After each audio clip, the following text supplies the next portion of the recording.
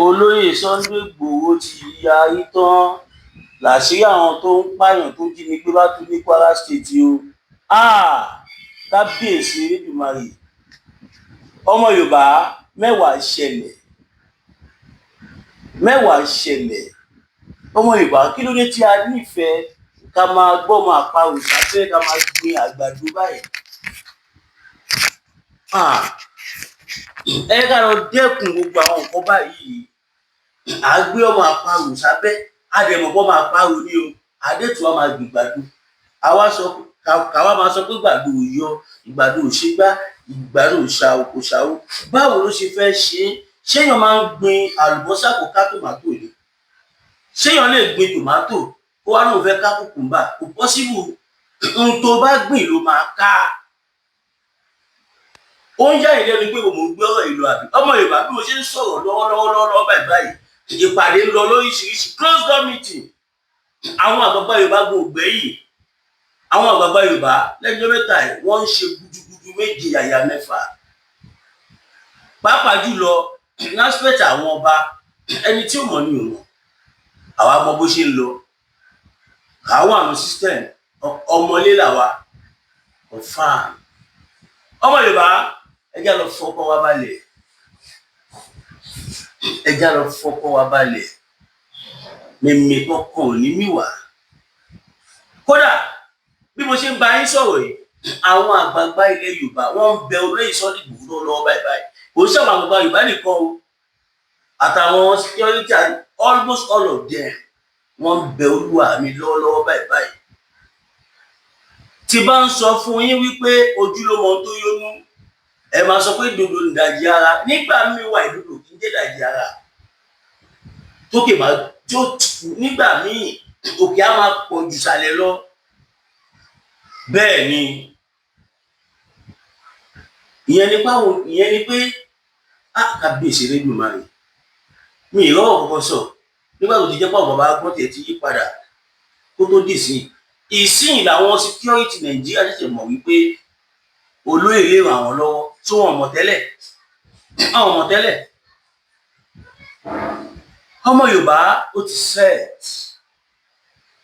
ìgbádùn ti jẹ́ tán pátápátá. NSA National Security Adviser eléyìí kò advice kankan o eléyìí báyìí bàbá Tinubu jẹ́ ni. Ó ń bàjẹ́ normal nǹkan mẹ́ta ni mo gbé wá fún wa tí màá dẹ̀ fẹ́ kí gbogbo wa ká ṣe kí ni ká jọ gbọ́ torí tí mi ì bá sọ àwọn pàápàá jùlọ èyí tí mo máa sọ gbẹ̀yìn tí ò lè ní jọ́rọ̀ gbẹ̀yìn mi ò tí máa sọ lórí program mi ò sọ tí mi ì bá sọ ẹ̀rí ọkàn á máa jẹ́ mi. Ọmọ Yorùbá kí lẹ rí sí nǹkan tó wà nílẹ̀ yìí? Tí n bá sọ pé àwọn ọba tẹ́ mọ̀ pé 95 to 90% ni wọ́n sọ̀rọ̀ nípa ẹ̀ lọ́wọ́lọ́wọ́ báyìí wọ́n rawọ́ ẹ̀bẹ̀ sórí Sunday Igboho. Kò wá sí yẹn nìkan o àwọn àgbààgbà Fúlàní láti Fútajá náà wọ́n ti wá sí north wọ́n ti gbé oníṣẹ́ dìde láti máa bẹ olóyè lásìkò tàwa yìí. Mo sọ fún yín mo ní ẹjẹ́ àgbàfẹ́ni tọ́lọ́run bá gbà fún ẹ jẹ́ ká gba kámú fẹ́ tọ́lọ́run wọn gbogbo ara níṣẹ́ tá máa jẹ́ tọ́lọ́run gbé fún wa. Ẹ má jẹ́ kí iṣẹ́ tẹ́nìkan ń ṣe kó wọ̀ wá lójú tàbí iṣẹ́ tẹ́nìkan ń ṣe ká wá torí pé àwa kan la ṣe àbẹ́ni tó súnmọ́ wa ká máa jẹ ní ẹlẹ́sẹ̀ nǹkan burúkú ni. Tó bá máa jẹ́ A jẹ́ A tó bá máa jẹ́ B jẹ́ B má máa jẹ́ A and B story ló wà níbẹ̀. Ajá kan ò ní burú títí kó oníròrò kó ṣojúlé méjì at the time. Ó lè máa lọ kó máa bọ̀ pé on the spot you tell me say my brother you are about to lose everything. Ọmọ Yorùbá Olóyè Sunday Igboho ti wá sọ àwọn ọ̀rọ̀ kan but kó tó sọ̀rọ̀ yìí lóòótọ́ àwọn àgbààgbà ilẹ̀ Yorùbá wọ́n ti múra lẹ̀ gbogbo alágbọ́ pé wọ́n náà ń bọ̀ ní December. Àwa dẹ̀ ń retí wọn àwa ń retí kó kójó wọlé káwa náà wá bá wọn lu àlùjò tó máa jó sí pẹ́pẹ́pẹ́. Ẹ̀yin Fúlàní ajínigbé agbénipa we are using this medium to tell you that it will not be a game as usual. Yes, because this time around we defend ourselves. Ẹ wò gbà tí mo tó ń pa gbígbà lọ dira á ti fẹ́ lé lọ́dún kan. Mo mọ tí mò ń sọ. Tá bá ní o lọ dira, a ní kó lọ attack anybody. At least tó bá dira tó pé lọ́mọkùnrin, oníkálùkù á lè ṣọ́yàwó àtọmọ àtàwọn ẹbí ẹ̀. Oníkálùkù á lè secure household ẹ̀. Kò ní jẹ́ pé wàá wà Ìbàdàn, wàá máa pẹ́ tó wà l'Abẹ́òkúta kó wàá fẹ́ reinforce that Abẹ́òkúta sí Ìbàdàn. Would make sense. It's not making any sense. Ẹ lọ dira. Now, kí ló fà táwọn Fúlàní, àwọn àgbà Fúlàní tí wọ́n fi bẹ Olóyè Sunday Igboho máa sọ fún yín. Inú mi dùn wípé ọ̀pọ̀lọpọ̀ yín ẹ ti ń pè mí, ẹ ti ń mẹ́sẹ̀jì mi, ẹ ń tọrọ ìdáríjì lọ́wọ́ mi. Mi ò bínú sí anybody. It's bound to be like that. Èmi nígbàgbọ́ wípé gbogbo ohun tó bá ṣẹlẹ̀ àkọọ́lẹ̀ Ọlọ́run ni. Ìdí nìyẹn tí mi ṣe kí n bínú, kò sẹ́ tí mi lè bá ṣe. Wèrè mo lè bá ṣe. Ẹni tí ò gbọ́ mo lè bá ṣe. Torí pé Ọlọ́run tó dá ẹni tó gbọ́n, òun náà ló dá ẹni tó gọ̀. Gẹ́gẹ́ bí òwe táwọn bàbá wa máa ń pa, ẹ̀yin kábíyèsí lẹ máa ń pòwe yẹn, ẹ̀ ní òòṣà tó bímọ tó gbọ́n, òun náà ló bímọ tó gọ̀. Ẹ má bínú pé mo pò yín níwájú ẹ̀yin àgbàlagbà. Ìdí nìyẹn tá a sì gbọ́dọ̀ embrace ara wa. Torí pé tá a bá embrace ara wa, tá a sowọ́pọ̀, ó máa ń lágbára gan. Nísìnyí, àwọn àgbààgbà Fúlàní tẹ́lẹ̀ tó bẹ olóyè, wọn dídé bẹ̀ wọ́n.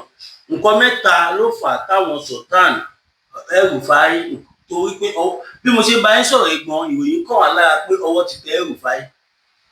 As a matter of fact, but ibẹ̀ kọ́ mo ń lọ láàárọ̀ yìí. Ohun tó fà táwọn àgbààgbà Fúlàní tí wọ́n fi bẹ Olóyè Sunday Igboho, nǹkan mẹ́ta ni. Alákọ̀ọ́kọ́, torí àwọn oil well tí wọ́n ti jí tó wà ní south tó wà ní south west. Àwọn well resources, àwọn resources kan, àwọn well kànga resources kan wà nílẹ̀ Yorùbá tó jẹ́ pé àwọn Fúlàní ló ní.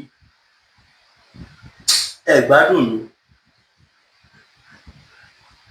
Tó jẹ́ pé àwọn Fúlàní ló ní nílẹ̀ Yorùbá. Àwọn oil well kan náà dẹ̀ wà tó jẹ́ wípé Sultan Sokoto àtàwọn kọ̀ọ̀kan lọ ní. Inú ẹ̀wò tí ó bá ti ṣe madness, ẹni tó wà ní Sokoto ó máa ní more than 27 oil well tó wà ní south. Báwo ló ti jọra? Báwo ni geographical territory yẹn ṣe jọra wọn?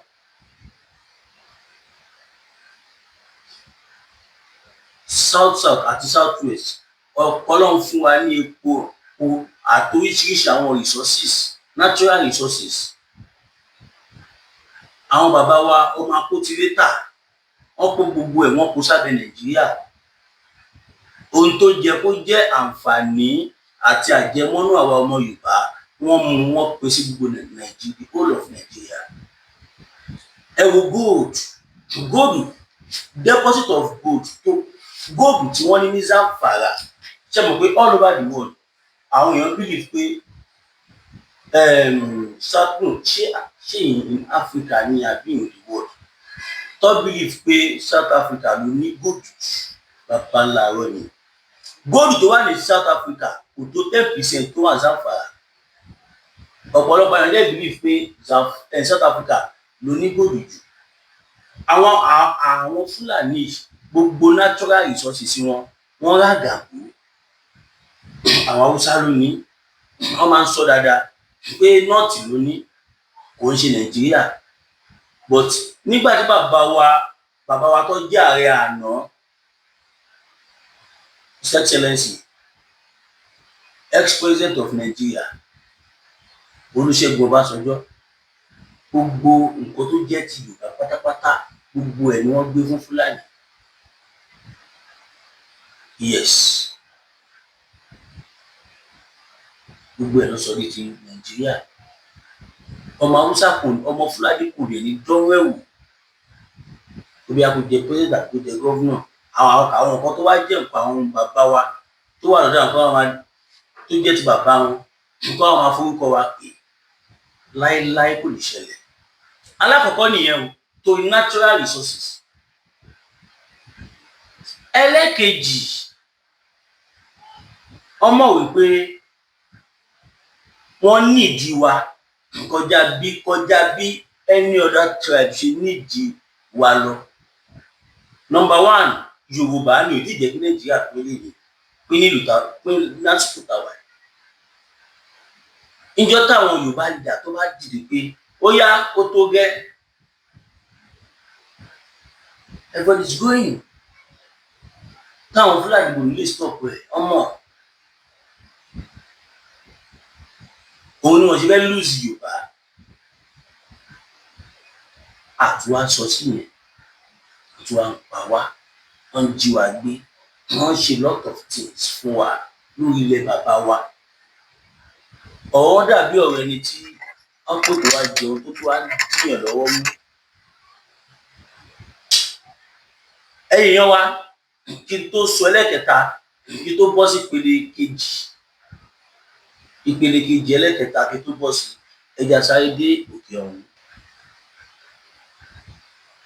Olùsàdé ní pẹ̀lú àbáwọ̀ tọ̀lẹ̀tọ̀lẹ̀ lọ́jọ́ tí iná bá bojú komi ní dákẹ́ ariwo àṣẹṣẹ́rẹ́ ògbọ́dọ̀ tẹ̀lẹ̀ bí ògògbò. Bó bá rí bí ògògbò sísẹ́lẹ́sẹ́ rẹ̀ ó sẹ́ ẹ̀yọ̀ ìkọlà lórí ẹ̀yọ̀ olóyè máyégún aníkúlákówọ̀ ló dìgbẹ̀dìgbẹ̀ bí ẹ̀kọ́. Akọrabata òkúta bàbá aláwo tó ń dífá bí ẹni wẹ̀jú gbogbo ayé bá gbóná lálálá bí iná àyẹ̀wò dákun ìyàmí bá mi ayé ọmọ ènìyàn jìgìjìgì. Tètè máa bọ̀ wá sọ́dọ̀ ọmọ oníṣẹ́ olúfẹ̀ olóyè máyégún aníkúlákó oṣù òróró ṣòmàlú lórí ọkìlógún owó fún àbúrò rere ní tiẹ̀ ní ìdí àdọ́mọ kí lọ́mọ aláyé fi dì ọ́ ogun gbèsè láyé fi kẹ́ ìwọ ní tàbí àmì ìkórìíra ní bẹ lára rẹ̀ àìsàn ọjọ́ pípẹ́ ogun ìdílé àti bẹ́ẹ̀ bẹ́ẹ̀ lọ tètè gbéra lẹ̀ kó dìde kò sí olóyè máyégún aníkúlákó gbogbo ara kìkì o abániyẹ̀ràwọ̀ ẹni wò abolórí bẹ̀rẹ̀ ìwé ẹ̀kúnrẹ́rẹ́ àlàyé tàbí àyẹ̀wò nípa ogun tó ń ja ayé rẹ̀ pè sórí nọ́mbà yìí 08023940939 08023940939 ìjì kìí jà kó gbé odó lọ ìjì kìí jà kó gbé ọlọ lọ a kìí kórè olóko ní ògún ìwọ náà rẹ̀ yóò tá rẹ̀ ló kọ. Ẹ káàbọ̀ padà èèyàn wa, nọ́mbà bàbá máyégún nìyẹn. Ìwọ tó bá fẹ́ jira, fẹ́ gba ògbèrú, fẹ́ ṣògùn tajà, afààrò, àwọ̀rò, afẹ́ta, ayẹta, ó fẹ́ tẹ̀fá, ó fẹ́ bọ̀fá, ó fẹ́ bọ ẹgbẹ́, ó fẹ́ fìdẹ̀gbẹ́ múlẹ̀, ó fẹ́ ṣẹfá, anything to the more travel, to the more spiritualism people wọn. And the funnest thing is they deliver all over the world. Ìwọ fún bọ́ ìfẹ́ gbé débẹ̀ sílẹ̀, ìwọ fi bó ṣe fẹ́ rí gbà sílẹ̀ 100%, 100, and it's all affordable. Yeah. Bitati ẹkùn tí wọ̀lẹ́ àgbà pẹ̀lú àwọn kíndìnrín tó ní stone nínú ìyẹn kidney stone yóò mẹ́ẹ̀tì ẹ̀ kẹ́sì ìgbàgbọ́nù nínú àgọ́ ara yín. Òun kan náà ló ṣiṣẹ́ fún liver ìyẹn àìsàn jẹ̀dọ̀jẹ̀dọ̀ a sì tún máa ṣiṣẹ́ fún láàtì ìyẹn ìṣòro ẹ̀jẹ̀ ní sókè sódò dáadáa. Láàlá Bitati ló tún ṣiṣẹ́ fún ìfúnpá gíga ìyẹn high blood pressure. Bákan náà gbogbo ẹ̀yin tẹ́ ẹ bá ní ìṣòro ìṣètò tí a mọ̀ sí prostate cancer gbogbo àwọn àìsàn tálàtálẹ̀ ní pátápátá òun ni Láàlá Bitati yóò gbà wọ̀ dáadáa. Ìṣòro ara ríro ń kọ́ Láàlá Bitati òun ni kẹ́ ẹ pínlura láti wáyé egbòogi Láàlá Bitati rà àbí tí ẹ bá fẹ́ mọ ibi tí wọ́n tẹ̀dó sí ẹ mẹ́sẹ̀jì wọn lórí àwọn WhatsApp numbers yìí +44742527137 tàbí àwọn Nàìjíríà numbers yìí 08033190355 tàbí 08026265000 kò bá rárí ẹ̀rí inú ẹ̀jẹ̀ tí kẹjẹgbọ̀n lọ́wọ́ Láàlá Bitati gbẹ̀dúrà lórí àtọ̀ bẹ̀rẹ̀. Ẹ káàbọ̀ padà èèyàn wa, nọ́mbà Láàlá nìyẹn, Láàlá Bitati. Wọ́n tí kò mọ̀ pé Yorùbá ṣe dáadáa ní ẹni tí channel medical ṣá ẹ pè wọ́n, that's what it does. Now ìpele kejì rèé, mo tajú kán mo dé Kwara State. Ọmọ Yorùbá a dúpẹ́ lọ́wọ́ Ọlọ́run wípé ojú àwọn èèyàn wa ti ń là. Ó dà pé ìwòye ọdún tó kọjá náà ni mo sọ̀rọ̀ torí ẹ̀ máa sọ fáwọn èèyàn wípé tẹ bá gbọ́ tí Masbi bá sọ anything, Masbi ó sì náà bullshit cloud I swear to God Almighty mi sí láwọn tó ń ṣèṣì cloud tẹ bá rí ibi tí bá jáde wá sọ̀rọ̀ ọ̀rọ̀ tí mo mọ̀ ni mo wá sọ yeah. Now àwọn ọmọ Yorùbá kan ti dìde ń Kwara wọ́n ti bẹ̀rẹ̀ sí ní bá Sùúrù Jàmbá yìí wọ́n ti bẹ̀rẹ̀ sí ní bá fa wàhálà pé ilẹ̀ Yorùbá ní bíbá yìí as a matter of fact àwọn ò fẹ́ gbọ́ Emir of Ìlọrin mọ́ wọ́n ti wà kóòtù báyìí bí wọ́n ti wà ní kóòtù báyìí tí mi bá ṣe mistake. Kí ló fà á tó fi bẹ̀rẹ̀ fi bàbá Sùúrù Jàmbá yìí fa wàhálà àtàwọn tí wọ́n jọ kó àwọn jọ ẹ̀yìn ẹ̀ wò ṣùṣù ẹ̀ wò kí Fúlàní wò ṣùṣù kó dẹ̀ wò sọ pé Kwara State Government House wọn ò fẹ́ kó jẹ́ Kwara State Government House mọ́ o wọ́n fẹ́ kó máa jẹ́ Ahmadu Bello Government House. Ẹni tí ò tiẹ̀ tán mọ́ Government House yẹn ẹni tó jẹ́ original person tó yẹ kó tó bá tẹ̀ máa change orúkọ bí wọ́n fẹ́ fún orúkọ síbẹ̀ ní orúkọ èyí tó bá wọn bàbá yẹn bá ní cost compensation brigadier akíní kan lórúkọ àbá yẹn tó kọ́ jẹ́ bí agogo jẹ́ ọ̀sán tó ṣẹ̀dá tí wọ́n create government Kwara State Government House yẹn ẹni ẹ ló create ẹ̀ wọn ò forúkọ ẹni ẹ sí ọmọ Yorùbá ni o wọn ò forúkọ ẹ sí wọn wà lọ mú orúkọ Ahmadu Bello támọ̀ ìyá ẹ̀ ṣójú ọmọ Yorùbá ni wọ́n ṣà ń lo ọgbọ́n wọ́n fi ń dì fèsì Ìlọrin òun lẹ ṣe rí tó ṣe dọ́gbọ́n dá distraction sílẹ̀. Mo sọ fún yín anywhere tẹ́ bá ti rí insecurity tó ń ṣẹlẹ̀ ní moment yẹn àwọn kan wà níbi kan tó ń ṣiṣẹ́ ibi kan lọ́wọ́ kí ni kó máa wá resources wa tàbí kó máa wọ́n fi kíní ẹ̀ ṣe national distraction tí ó bá rí bẹ́ẹ̀ ṣáàlì àwọn ọmọ Yorùbá aṣínídìí ní Ọ̀yọ́ state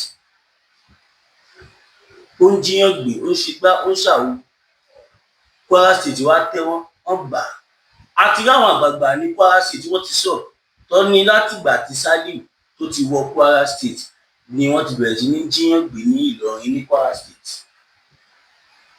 Ẹ wo tó ń ṣe lẹ́jọ́ mẹ́ta yìí wọ́n tí àwọn mùsùlùmí síwájú ní Kwara gbogbo àwọn tó wà lọ́dà Emirates àwọn Fúlàní wà káàkiri inú wọn wá ń dùn wọ́n wá torí ẹ̀ àwọn tí wọ́n àtàkì yẹn wọn ò bá wọn pariwo síta wọn ò bá wọn ké tọ́tọ́tọ́ ṣùgbọ́n tí èèyàn bá tí kọ̀ọ̀kan bá ṣẹlẹ̀ sí tí ẹnìkan bá sọ̀rọ̀ sọ́lọ́ àbí ọbẹ̀ sí wọ́n á fò jáde wọ́n náà wá gbèjà Ọlọ́run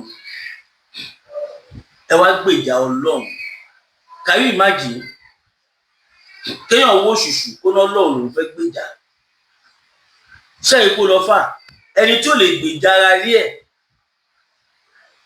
tí ó lè gbèjà ẹni tí wọ́n jọ ń gbé let's see all of that kí sáré play video ẹnìkan fún wa kí o gbàdọ̀ fi ti gbọ́kọ̀ tí bàbá yẹn sọ tó bá jẹ́ wọn lọ sọ ẹ jẹ́ ká mọ̀ tó bá dùn tó lọ sọ ẹ ká mọ̀ ní comment section. Say next year they will start paying tax. I told my fellow Christians this tax we are the one to pay but as far as Islamic people is concerned they will never pay that tax. They are not being paid that tax. You see gold and minerals in the north is it benefiting the country but the oil is for all of us. In the south we are Christian government and Christian are down we are black. What is for the north is for the north. The gold, all the mineral resources that have been tapped in Jamba Casino. Federal government doesn't benefit from it. But our oil, our tea mining is generating revenue for us. Can you imagine? Ijó la fẹ́ ṣe gbélé ìdá ọmọ Yorùbá ijó la fẹ́ ṣe dà ṣe ìpọ́nrọ̀ tí mo sọ lẹ́ẹ̀kan ni mo fìdí ẹ̀ fi múlẹ̀ yìí pé gbogbo resources tí wọ́n ní nílẹ̀ Haúsá àwọn ló ní ṣùgbọ́n ìtawà ní south either south or south west or maybe anything Nàìjíríà ló ní torí pé àwa bóyá kì í tẹ̀sán pa àgọ́ ni àbí torí pé àlẹ́nu I don't just know and this the same set of people àwọn náà ni wọ́n tún gba large share nínú owó tó bá tún jáde monthly owó tó máa ń fáwọn government governors and others àwọn ló tún gbà tó pọ̀ jù ohun tó wà ní north ó tó láti sọ north di ìlú wo ló fine Singapore ó tó láti sọ ìlú wọn di tó máa fine ju Singapore lọ but because they don't have that way wọn ní ọpọlọ yẹn ọpọlọ màálù ló wà lórí ọ̀pọ̀lọpọ̀ wọn ẹ gbàgbé àti Fúlàní tó kàwé àti tó kàwé nǹkan kan náà ló wà nù wọn ẹ bọ́lẹ̀ ń bẹ́ẹ̀ tó bá ń tọ̀ yẹn má tọ̀ ara yín they are all the same bro. Mo fẹ́ ká sáré jọ gbọ́ fídíò kan látọ̀dọ̀ bàbá olóyè Sunday Igboho so now ẹ ká jọ gbọ́ ọ̀rọ̀ yìí látọ̀dọ̀ Olóyè Igboho. Olùdókòwò tó sọ̀rọ̀ wà ìgbọ̀rẹ́ mi bàkà ìgbọ̀rọ̀ wà ló fọlẹ̀ àwọn wà bọ̀ sí yé mi wọ́n bá brọ́dà mi lọ àwọn ìlú wọn bá wọ́n jẹ́ ìgbọ̀rọ̀ bàbá tó fọlẹ̀ kí ló ṣe àbílẹ̀ mọ́lọ̀ kí ló ṣe bẹ́ẹ̀ làwọn ọmọ wà ní gbèsè rẹ̀ bàbá tó dìde bàbá bẹ́ẹ̀ lọ bá tó sáì dé wọn fún yẹn bẹ́ẹ̀.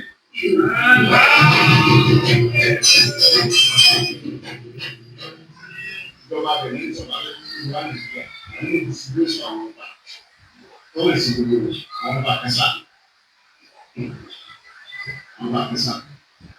bàbá mi onílé kéńgà òun ń gbé distribution ẹ̀ káàkiri àwọn ọba tó sàn wọ́n á pèlè pé òun tó orílẹ̀ fún ojú ọmọ tó yẹ kó yẹ kó sàn nígbà ní bàbá mi wọ̀ ó sọ fún àwọn ọba tó wọn tí mo bìí fún wọn dásà wọn àwọn òṣìṣẹ́ àwọn ọ̀fẹ́ fún distribution àwọn ìyá yín.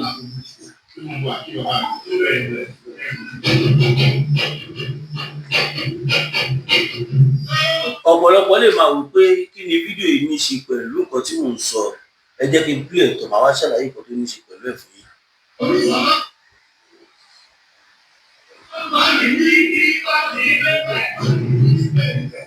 Bàbá kọjá tí bá ní débẹ̀ tó dé tì bàbá nínú bàbá olúgbọ́n yìí jẹ́ àmì ìrìnlẹ̀ yìí ìyá gbogbo fúlàní ọba tó gbó àwọn tó ń pè àwọn olóògbé àwọn àgbà ọba ní ẹgbẹ́ ọ̀gá àwọn sọ̀rọ̀ fún ọkọ̀ tó lórí bẹ́ẹ̀ so bàbá ní ewu wọn gbogbo àwọn ọmọ olóògbé sọ̀rọ̀ akéde ẹ̀yìn ìjọba olúgbọ́n ní ìtẹ́lẹ̀ ìgbà fún ìjọba wọn sọ̀rọ̀ olùgbọ́n olùgbọ́n ìjọba olùgbọ́n ìlú bàbá dẹ̀ ń gbọ́ olùgbọ́n lò olùgbogbo àwọn ọmọdé ti ní gbogbo gbà.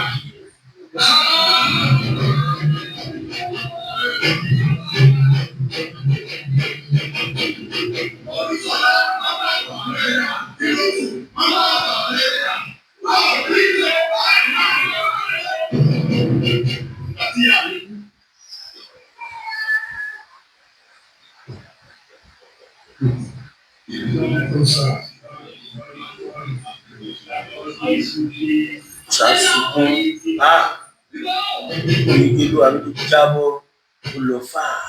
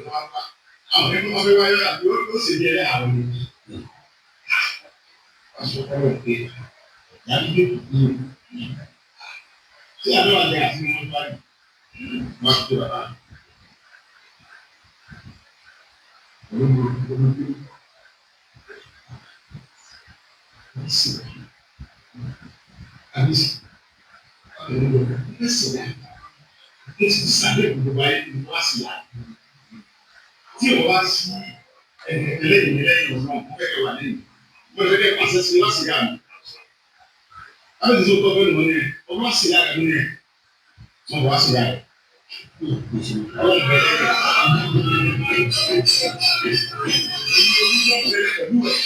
Mo lè fi ń dá lọ́dún pé mi ò rí mi.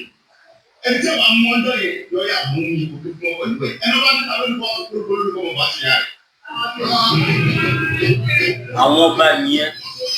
Sọ pé Àwọn ọba tó dúró tán. Pariwo ni tó bá mú ẹ sọ fún gbogbo ọmọ ìwà pẹ̀lú ìmọ̀ àwa. Bàbá ń bẹ̀rẹ̀ tó bá sọ tó bá wọlé wọn kàlẹ́ fún wa. Àyẹ̀wò máa ń tẹ̀ mú ní bàbá. Àwọn sọ fún mi ò ní bàbá. Wà á gbogbo àwọn yẹn ní wọ́n gbó tì mí. Bàbá ń bẹ̀rẹ̀ wá ní sọ pé yẹ́s. Láti máa bọ̀ bá ọmọ náà everybody káàkiri ẹ̀. Mo fẹ́ sìn yá mi. Àwọn bàbá mi fẹ́ sìn ní ìlú sórí. Bẹ́ẹ̀ni, àwọn ọmọ mi part of the world. Àwa strong sí ẹ̀. Nínú abẹ́gbẹ́ wọn wà.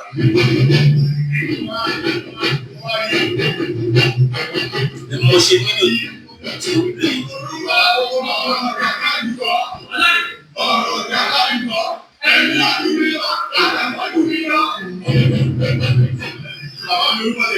Jàkadì kan.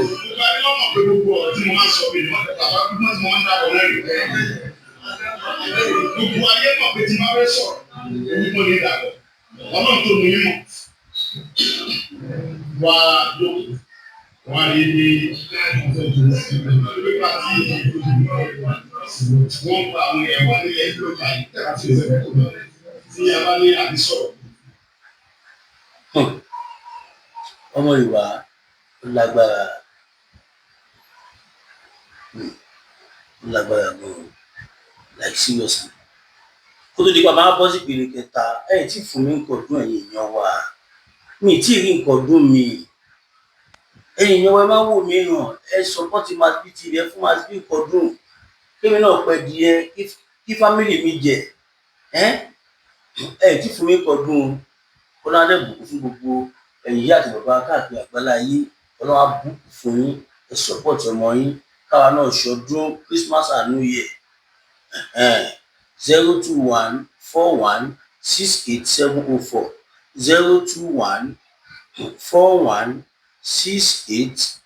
02141687040 02141687040 GTB Williams Olúwatósìn Sare Mayoye. Nọ́mbà tẹ́ fi wá lè pè nígbà ẹgbẹ́ ìpolówó ọjà fún wa ní o. Ẹ fẹ́ fi ọ̀rọ̀ tó wá létí ní o. Ẹ fẹ́ fún wa ní information ní o. Ẹ fẹ́ send receipt kan tẹ́ fún wa sí wa ní o.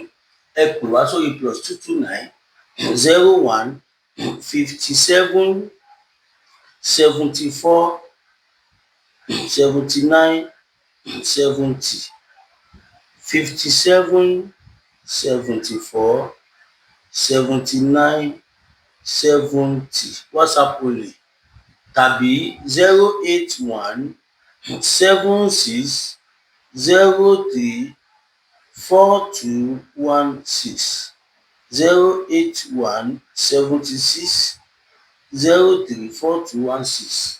Àwọn nọ́mbà yẹn ní kẹ́ pè wá sí ẹ ṣé.